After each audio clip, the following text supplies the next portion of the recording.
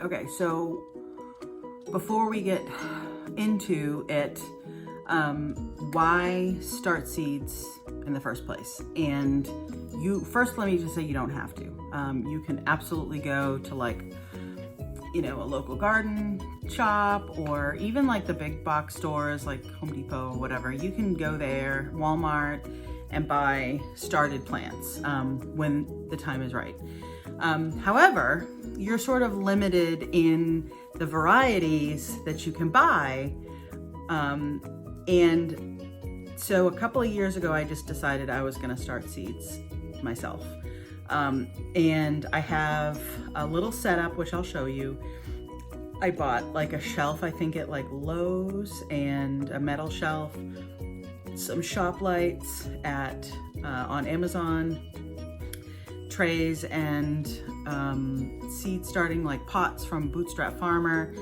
And I think I got like heat mats from Amazon, and I just like went with it. And because I want to be able to grow unique varieties, I want to be able to grow like these unbelievable tomatoes that I can't find in the store. I can't find started plants. When you think about it, they're producing thousands of starts, and some of the name brands you see in the stores, it's like by the truckload, thousands and thousands and thousands. So they're not going to grow a lot of really unique varieties, the ones that I'm the most interested in.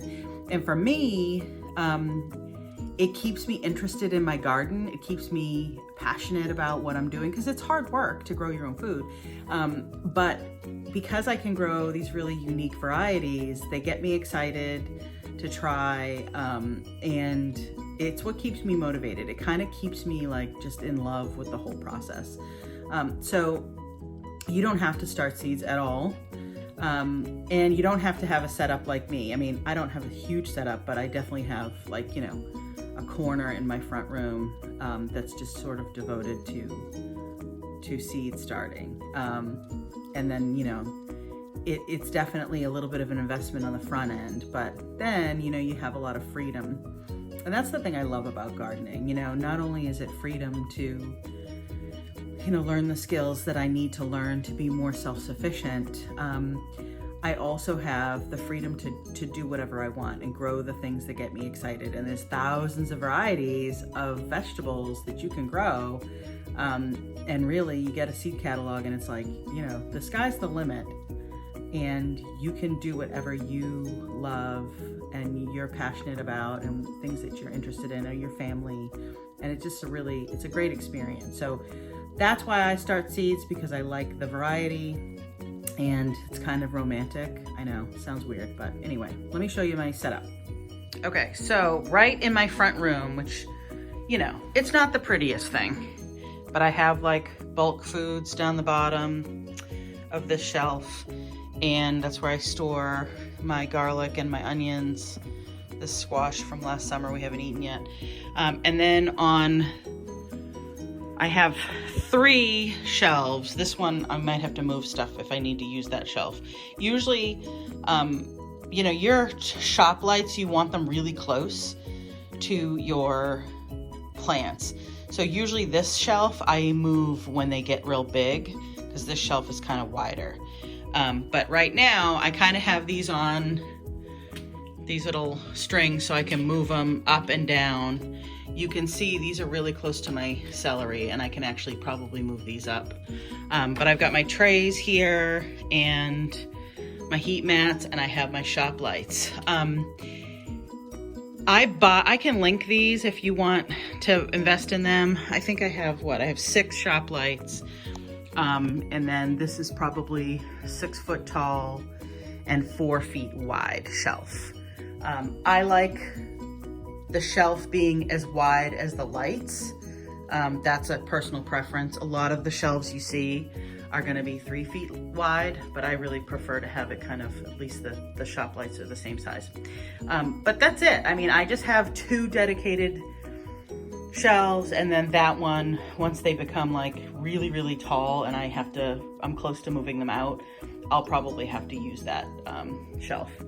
But so it's not a huge amount of space, but I can you know, I can start quite a bit of seeds just in this small area, but I have a small garden, so, you know, this fills my whole garden, but I do have a small garden. Okay, so I showed these trays in my stories this week, but these are from Bootstrap Farmer. These are the 10-20 trays.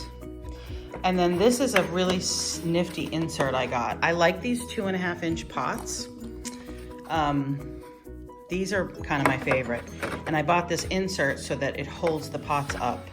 And then you're gonna really bottom water. A very common mistake people make is they overwater their seedlings. These are the celery. I think these definitely need water and they probably need fertilizer. This has been a couple weeks. They're a little leggy, but they should be fine. But you bottom water so that you fill this bottom tray up, and then the plants can take the water from the bottoms. Super smart. So I really like, that's my favorite, is the 2.5-inch pots. Most likely, because I didn't start them too early, everything could probably stay in these until they I plant them out. It's possible, depending on how big they get, I might have to up pot them to one more size, but for the most part, they should be okay in that. And then this tray holds 32 of these. I also like these little 6-cell trays. Usually I start flowers and herbs in these. So these come in handy too. I kind of like that they kind of all stay together. Bootstrap Farmer makes really good quality seed starting containers. I mean, I've had these for years. They're super durable. The stuff you can buy in most of the big box stores it's honestly really cheap, and you can squeeze it and it's like it basically just crumbles. These can be a little challenging to get them out, but I usually just use a butter knife and just kind of slide it in and it loosens up enough, and then they're easily removed. So these are my favorite. I do have larger 4-inch pots. I usually don't start in, but I might have to up pot them in at some point. So the first step is take your soil medium and combine them. I usually use just like a plastic container, combine that in, and then you can start filling these up with soil and begin the process. Okay, so when deciding what type of growing medium you need to use, I would recommend just a potting mix. Seed starting mix is really devoid of any nutrients. So you can use this, but it is not going to sustain your seedling very long. So you'll need to probably fertilize it more often. I like the consistency of the seed starting mix. It's really, really light and fluffy. So I actually mix the two. I mix probably half and half, or maybe a little heavy on the potting mix. This is gonna have some nutrition to it. So anyway, that's kind of what you can use potting mix. It's real rich and dark. Sometimes you have to pick out, like if there's big wood pieces, you might have to pick them out. Or you can do like I do and kind of combine them. It's really nice and fluffy growing medium for your plants.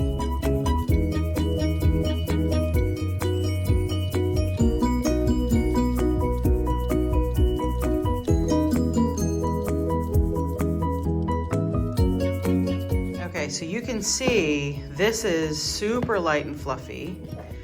I went ahead and mixed in this, this potting mix is, real dark, and it's definitely got like, some more substance to it. This is like super light. So I feel like this is just a nice mix. And again, like I said earlier, you don't have to do this. This is just the way I like it. So the next thing I'm gonna do is I'm actually gonna wet this a little bit. You don't want it to be like sopping wet, but you definitely wanna add some moisture to this before you fill up your little containers. So I'm gonna do that next just to wet it down, and then I'm gonna fill up all of these containers, and then we'll get started with actually putting the seeds in.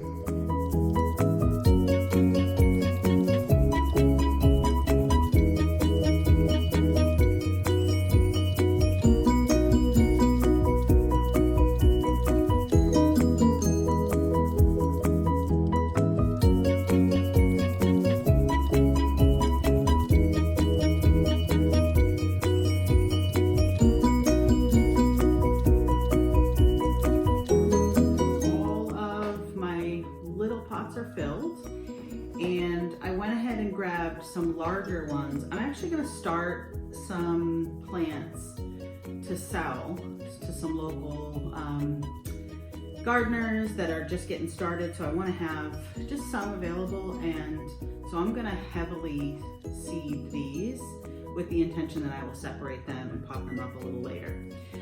So the first thing is, don't make the mistake that you don't need to put little tags in on what it is that you've planted in that pot. You will not remember, promise you, you will not remember. So the first thing you do is I was just sitting here thinking about like how many I need to start. Now, if you follow other YouTube or Instagram gardeners or homesteaders, you know, they might start a whole tray of tomatoes, let's say. I am not that. I have a very small property.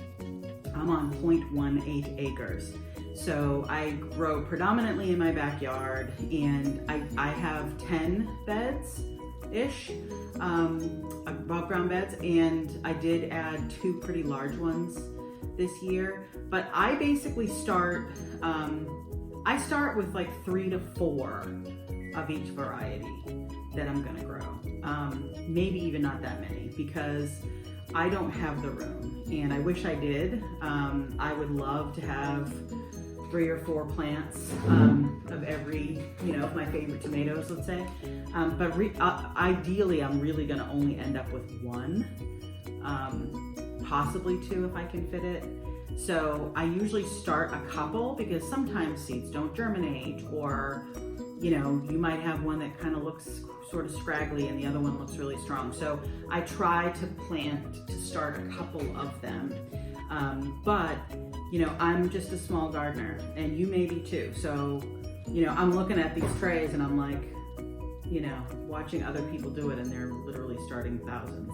That's just not me. So the first thing I want to talk about when you are starting seeds is you're gonna plant, general rule is you're gonna plant the seed twice as deep as it is, wide. So a tomato seed is obviously not very big. So basically what I do is I sort of take one of these 2-inch pots and I make a little indent in each corner. And I did not fill these like 100%. I left a little bit of room because then I'm just gonna sort of pinch it together. And I'll do like a close-up to show you exactly what I mean. So I put in each corner, I do a little bit of a divot, and then I just take my seeds and put them in my hand and then drop them in. And I don't, here's another kind of rule of thumb. I don't cover them until I've seeded them all, because there's been so many times where I'm like, wait, did I seed that one? I can't remember. And then I also write my little like tab thing immediately. I have a terrible memory. And so if I don't write it right away, then I'm never gonna remember. So I just put in 2 seeds in this pot, and this is my Paul Robeson. This is my favorite tomato. It is delicious. And so you just jot it down on the little tab and you slide it in, and that's it. Once I seed the entire tray, I'll come back in and I'll either add a little bit of soil on top to cover it, or I'll just pinch it and make sure it's covered. And then you are gonna wanna water it in. The soil is damp. You guys watched me in earlier. I did add water to the soil, but you're gonna wanna water these in. Peppers especially like it really warm. So I probably will put, this one tray will have tomatoes and peppers on it. I'll probably put it on a heat mat just until it germinates. They like it nice and toasty warm. And then once it germinates, I'll unplug it and I won't have it on heat. You can also dome it if you want. Like you'll see some kits that you can buy, like seed starting kits.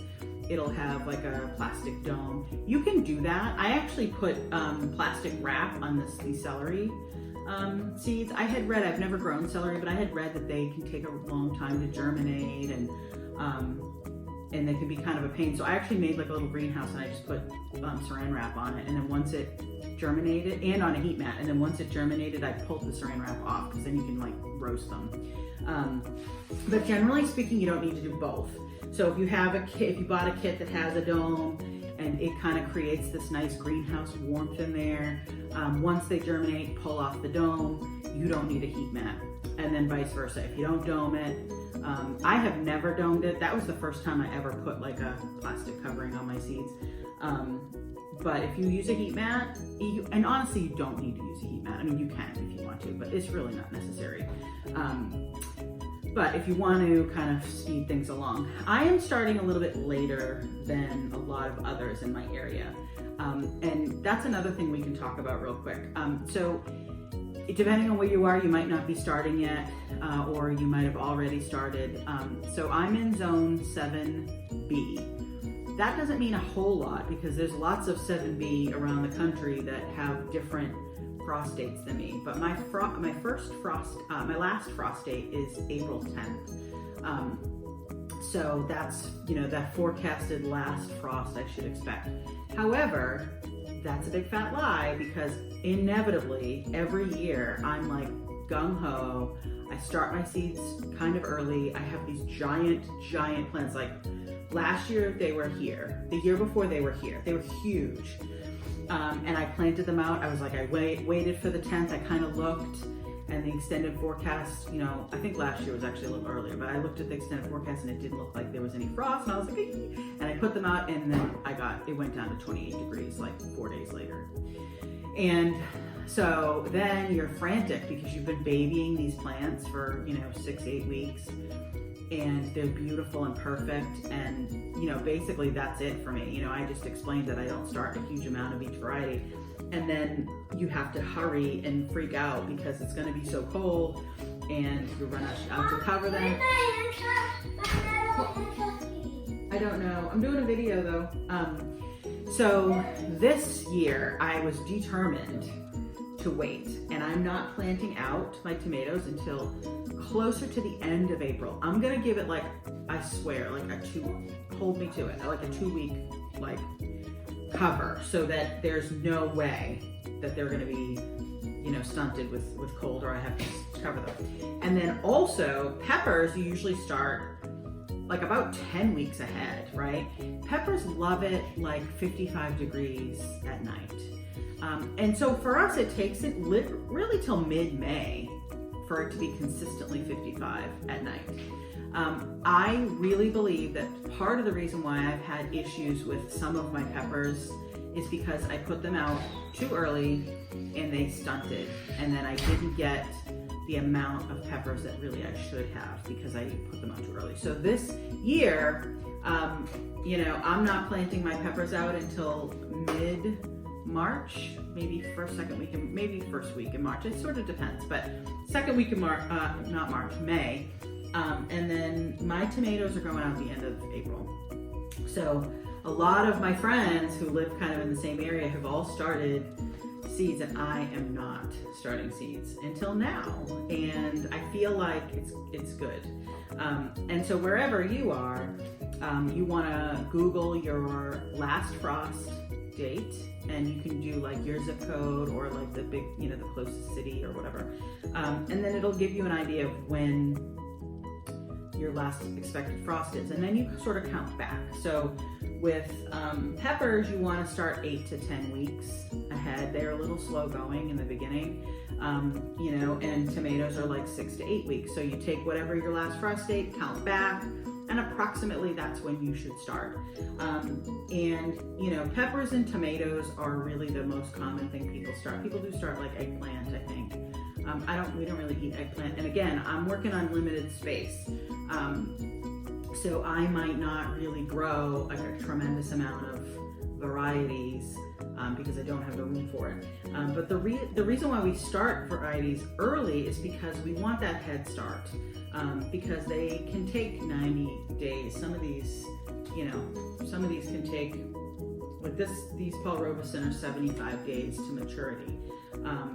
and a frost will kill them. So especially in some of the northern states that might have a smaller or a shorter growing season than I do, you especially want to start some of those so that you can get like plenty of harvest before your frost comes and kills them. So anyway, I'm gonna go ahead and seed this entire tray, and then I'll do a close-up just to kind of show you what I do.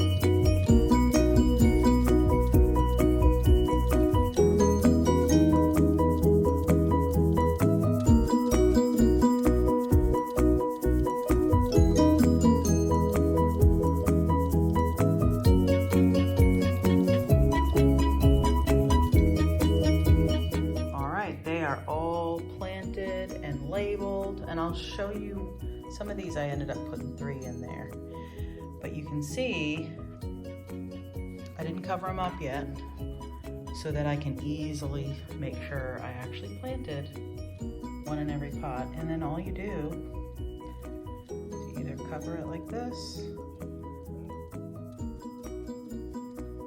or you can add more soil, like sprinkle a little bit of soil on the top if you need to. And that's it.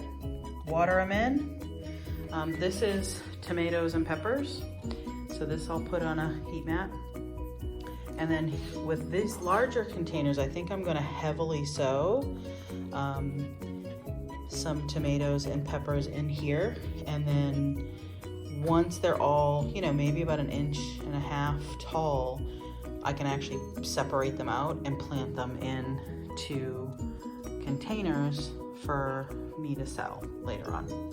So hopefully this kind of shed some light on how to successfully organize and start your seeds.